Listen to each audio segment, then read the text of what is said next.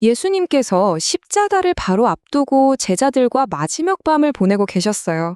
제자들의 마음은 당연히 불안하고 또 혼란으로 가득했겠죠. 바로 그 순간 예수님은 인류 역사상 가장 깊고 위대한 약속들을 남기십니다.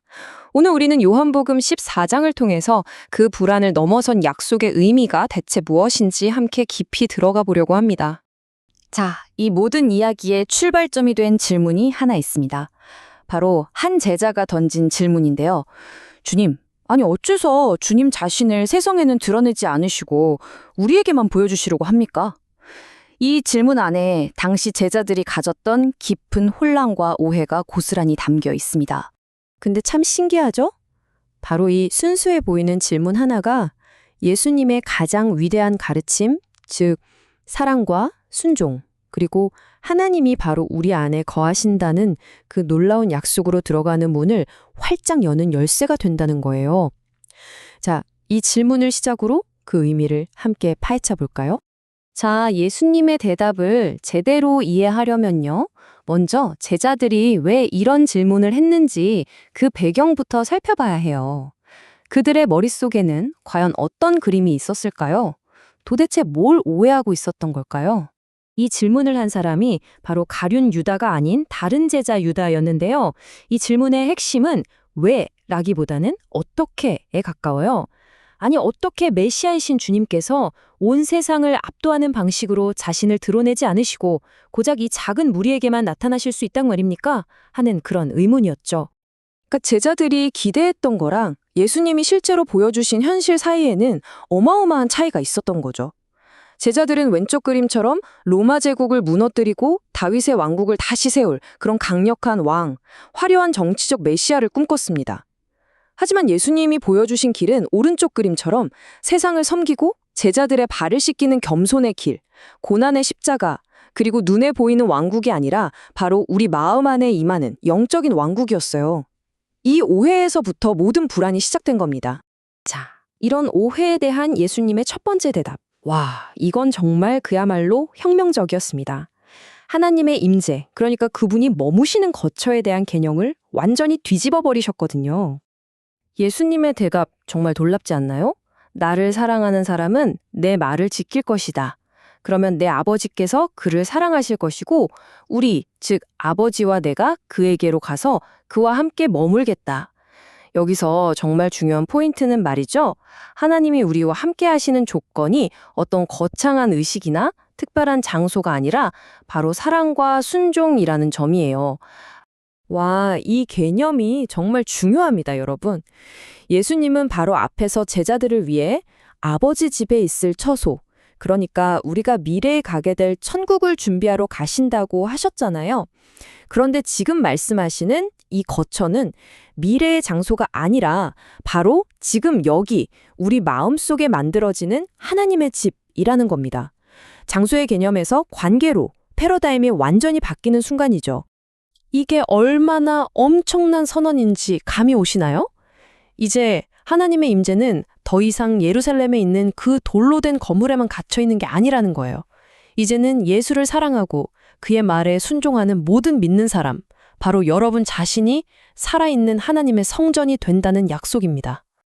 아니 근데 예수님이 떠나시면 이 놀라운 일이 도대체 어떻게 가능해질까요? 제자들은 바로 그게 불안했을 거예요. 그쵸?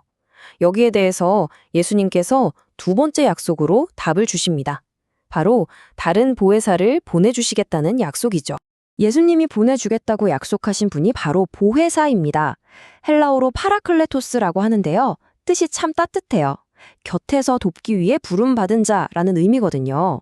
우리 곁에 변호사, 상담가, 위로자가 되어주시는 거죠. 여기서 정말 중요한 건 성령님은 그냥 예수님을 대신하는 대타가 아니라는 거예요. 그분은 예수님의 모든 권위를 가지고 오시는 공식적인 대사와 같습니다. 이 보혜사, 그러니까 성령님께서 첫 제자들에게 하실 일은 구체적으로 두 가지였어요. 첫째, 예수님이 하셨던 모든 말씀을 가르쳐 주시는 것. 둘째, 그 말씀들을 다시 생각나게 하시는 것입니다. 예수님이 살아계실 땐 미처 깨닫지 못했던 그 가르침의 깊은 의미를 부활 이후에 성령님을 통해서 비로소 온전히 이해하게 될 거라는 약속이었죠. 이건 제자들한테 정말 엄청난 위로였을 거예요. 왜냐하면 예수님이 떠나도 혼자 남겨지는 게 아니라는 뜻이니까요. 그리고 여기서 아주 중요한 신학적인 포인트 하나 짚고 넘어가야 합니다. 성령님의 사역은 예수님이 주신 계시와는 다른 뭔가 새로운 계시를 주는 게 아니에요. 예수님께서 이미 주신 그 계시를 충만하게 채우고 완성해서 제자들이 100% 이해하도록 돕는 역할을 하시는 겁니다. 자, 이렇게 약속을 받았지만 제자들의 마음은 여전히 불안했겠죠. 예수님은 그걸 너무나 잘 알고 계셨어요. 그래서 당신의 가장 소중한 유산 중 하나를 남겨주시는데 그게 바로 평안입니다. 내가 너희에게 평안을 남겨준다. 나의 평안을 너희에게 준다. 내가 주는 평안은 세상이 주는 것과 같지 않다. 와, 이건 그냥 잘 있어 하는 작별 인사가 아니었어요.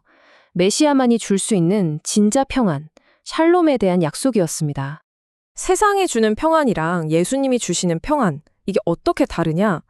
근본부터가 달라요. 세상의 평안은 예를 들어 로마가 힘으로 유지했던 팍스 로마나 같은 거죠. 아무런 문제가 없는 상태, 즉 외부 환경에 전적으로 달려 있어요. 그래서 상황이 나빠지면 순식간에 사라져버리죠. 하지만 예수님의 평안은 다릅니다. 이건 폭풍우 한가운데서도 흔들리지 않는 내면의 고요함이에요. 아니, 어떻게 이게 가능할까요? 바로 예수님이 십자가에서 하나님과 우리 사이에 깨어진 관계를 회복시키셨기 때문입니다. 이 관계에서 오는 절대적인 평안인 거죠. 결국 예수님께서 주시는 평안은 제자들 마음속에 있는 그 모든 근심과 두려움을 이겨낼 수 있는 실질적인 힘이었던 거예요. 환경이 아니라 그리스도 자신에게 뿌리내린 평안이었기 때문입니다. 자, 이제 예수님은 제자들에게 어쩌면 가장 어려운 도전적인 말씀을 던지십니다. 당신의 떠남이 슬픔이 아니라 오히려 기쁨의 이유가 되어야 한다고 말씀하시거든요. 너희가 진짜 나를 사랑했다면 내가 아버지께로 돌아가는 것을 기뻐했을 것이다. 이건 뭐랄까 아주 부드러우면서도 핵심을 찌르는 책망이었어요.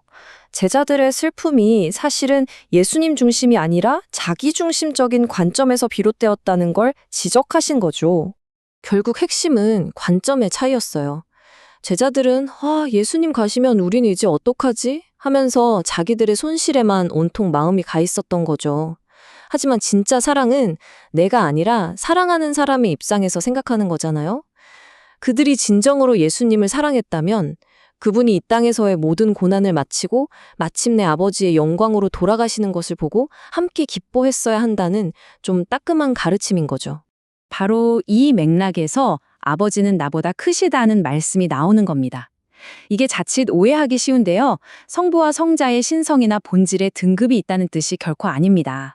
이 땅에 인간의 몸으로 오셔서 스스로를 낮추신 아들의 성육신 상태와 변함없는 하늘의 영광 가운데 계신 아버지를 비교하는 표현인 거죠.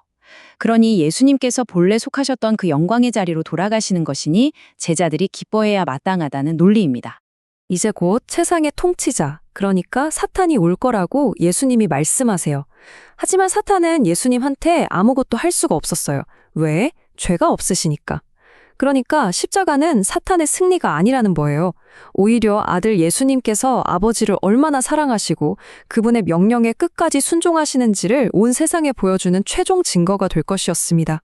요한복음 14장의 이 놀라운 약속들은요, 2000년 전 그 자리에 있던 제자들에게만 해당되는 이야기가 아닙니다. 바로 오늘을 살아가는 우리에게도 똑같이 유효한 약속이죠. 이 말씀 앞에서 우리 자신에게 한번 질문을 던져보면 좋겠습니다.